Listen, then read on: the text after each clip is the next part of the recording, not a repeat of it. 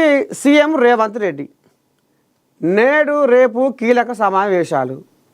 రేపు రాహుల్ గాంధీ మల్లికార్జున ఖర్గేలతో భేటీ.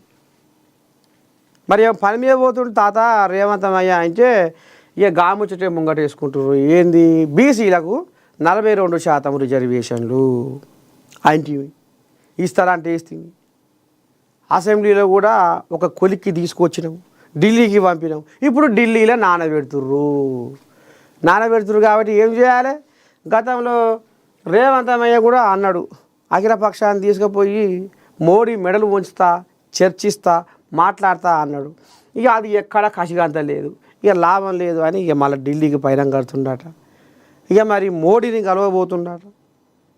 ఢిల్లీ పెద్దల్ని కలిసి మరి ఏంది ఏం కథ, ఈ 42% రిజర్వేషన్ల కథ ఏంది, బీసీల కథ, మరి ఇస్తట సస్తట ఏమవుతుంది, అసలు ఇట చేద్దాము, ఏంది ఏం కథ, మరి బీసీ కులగణ అని మేము ఉరుకులో పెడితే మీరు కూడా మా అడుగుజాడల్ని నడుస్తుంది.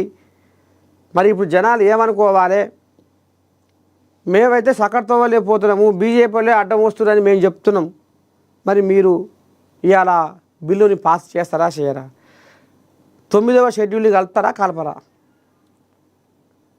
అనేది ఇప్పుడు ఈయనే మళ్ళీ ఇప్పుడు ఢిల్లీ పెద్దలతోటి బీజేపీ నాయకులతోటి ఇక మరి చర్చకు సిద్ధమవుతుంది అనేది కథ.